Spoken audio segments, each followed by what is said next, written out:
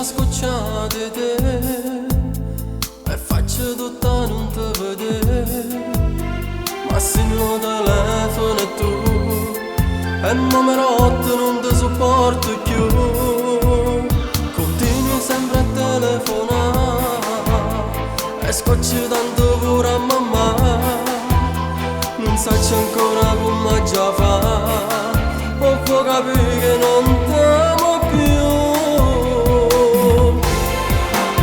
Scordate che sto telefono trova da una guaglione, scordate tutta sta storia, o può capire. Comunque la colpa è solo mia, che non ti ho detto la verità. Tengo una moglie e 2 figli e voglio bene assai, sua vita mia.